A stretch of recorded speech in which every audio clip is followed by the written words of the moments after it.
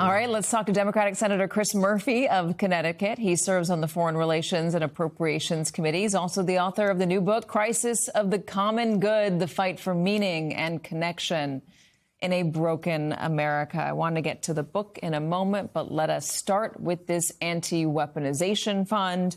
A couple things happening right now. Senator Jackie Rosen says she's going to introduce bills to redirect the money for this fund towards SNAP, Medicaid, and public safety programs. There's another attempt at 6 p.m. today by Senators Schiff, Kelly, and Slotkin to block this fund. What do you want to do?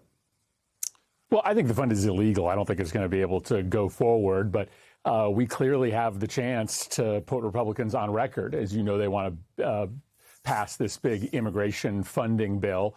That bill is open for amendments, and we're definitely going to have several amendments to block this fund from going forward. The courts are probably going to weigh in increasingly definitively here. The president of the United States cannot just reach his hands into the Treasury and scoop out $1.8 billion to pay off police beaters. But we'll double up on those legal efforts and put Republicans on the record. I don't know that they want to vote in favor of this because this has captured the country's attention in a way that some of his other corruption schemes haven't. People get this and they know how deeply immoral it is. Why do you think they get it?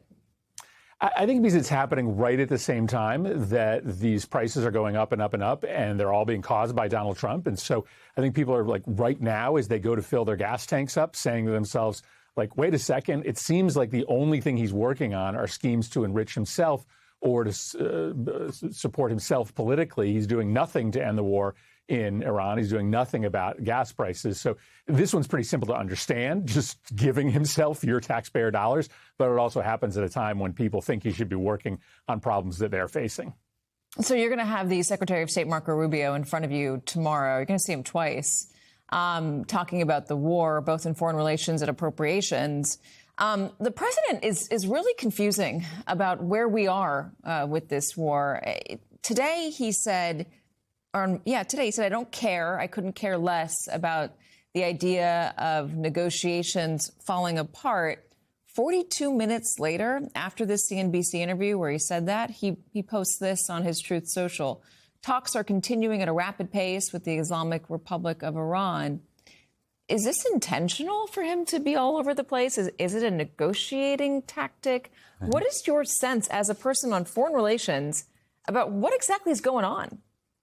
Well, I know one thing for sure. It's definitely not a negotiating tactic. I mean, this is a guy who's kind of losing his mind, and he's, barely awake during the day. He is obsessive over the ballroom. He's not spending any time trying to end the war. I mean, they have no plan to end the war because they basically made a bet at the beginning of the war. Netanyahu and a handful of Iran hawks convinced them that if they bombed Iran for a couple days, the regime would fall and some pro-America, pro-Israel regime would take its place. That's what they thought was going to happen. And when that didn't happen, they literally had no plan B. And so that's why they are fumbling. That's what we need to find out tomorrow. Like, what is the plan? Is there any chance this war is ending anytime soon? Or are we going to be sitting on $9 a gallon gasoline this fall? So far, it appears they have no plan. It feels like they went into the war with no plan. Donald Trump is just not engaged on a daily basis. And hopefully Rubio will be able to articulate how they're going to get out of this war. But I don't think he is, because I don't think they have any idea how to get that done. What should happen? I mean, we have already bombed Iran. The goal was to get regime change. It didn't happen. The goal was to stop their ability to produce enriched uranium. Maybe that's happened for a moment. Who knows how long? But they haven't gotten to a settlement on that. And to stop the missile program and to stop the proxies. Can Donald Trump really achieve those through a negotiation? Or are we at a point where we have to continue this war? What is your best assessment of what to do next? Well, neither a war nor a negotiation will get what Donald Trump wants. And that is just the reality. Why? Because these guys are incompetent. It is like you have fifth graders running your national security policy. So no, Iran is now more powerful than ever. They took America's best shot and they survived. They have additional leverage because they control the strait. So a negotiation is not going to get you anything better than Obama's deal. The war is not going to stop Iran's nuclear program or their missile program or their drone program. So the solution here is simple. Donald Trump has to announce that we are permanently stopping military operations. And after he does that, Iran will likely reopen the strait, and we will at least have a chance to have gas prices come down. But the two paths you mentioned, starting to bomb again, doesn't get you anywhere. We're going to be paying a toll, negotiations. Though, right? So does that mean gas prices are going to stay up because of the toll that's going to get put on, likely on these ships? Right, but there's no, I mean, listen, this is kind of like breaking a raw egg in front of you and then being asked what your plan is to put it back together. These guys have broken the world economy. They've just broken it. And the best case scenario right now is for them to step out of the way and probably allow for the Gulf states or the Europeans to come in and try to put it back together, to try to negotiate with the Iranians so that there isn't some permanent toll. These guys are making it worse day after day after day. You know, it's kind of like if you found your kid having disassembled your entire vacuum cleaner, like you wouldn't put the kid in charge of reassembling it. You would bring it to a professional. That's what we have to do now. These guys are just a mess, and we need to end the war. These guys aren't going to be able to fix it. The kid may be a very stable genius.